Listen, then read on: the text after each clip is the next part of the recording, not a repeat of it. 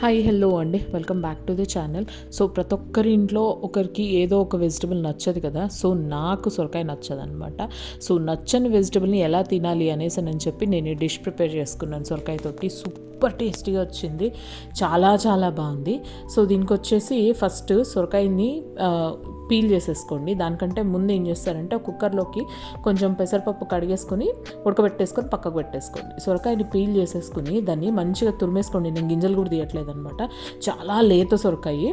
So గింజలు కూడా తీయకుండా మంచిగా తురిమేసుకొని పక్కకు పెట్టేసుకొని దాన్ని ఒక ప్యాన్ తీసేసుకుని అందులోకి తురుముకున్న సొరకాయ యాడ్ చేసేసి దాంతోపాటు ఒక 2 టేబుల్ స్పూన్లు నెయ్యి యాడ్ చేసేసుకొని ఈ నెయ్యిలో ఇది పచ్చివాసన ఆ వాటర్ ఇమిరిపోయేంత వరకు దీన్ని కొంచెం ఫ్రై చేసుకోండి. మూత పెట్టైనా సరే ఫ్రై చేసుకోండి.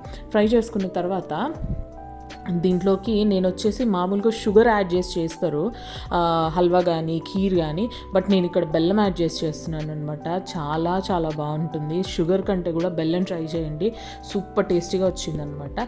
సో ఆ షుగర్ ఆ బెల్లం అంతా మెల్ట్ అయిపోయేంత వరకు దాన్ని మంచిగా ఫ్రై చేసేసుకొని మనం ఆల్రెడీ ముందు పెట్టుకున్న పెసరపప్పు ఉంది కదా, సో దాన్ని కూడా దీంట్లోకి యాడ్ చేసేసి ఒక ½ లీటర్ దాకా మిల్క్ యాడ్ చేసుకున్నాను నేను. ఆ పెసరపప్పు అంతా మిల్క్ మిక్స్ అది అంత మంచిగా మిక్స్ అయ్యేలాగా కలిపేసుకొని ఒక్క పొంగు వచ్చిన తర్వాత దాంట్లోకి ఇంకో 2 టేబుల్ స్పూన్స్ దాకా నెయ్యి, అలాగే నెయ్యిలో ఇది ఫ్రై చేసుకున్నటువంటి జీడిపప్పు, కిస్మిస్, దాంతోపాటు ఇలాచీ పొడి వేసేసుకొని హాట్గా అయినా తినండి, కోల్డ్గా తినండి, చిల్ చేసుకొని తినండి, సూపర్ టేస్టీగా వచ్చి ఉంటుంది అనమాట.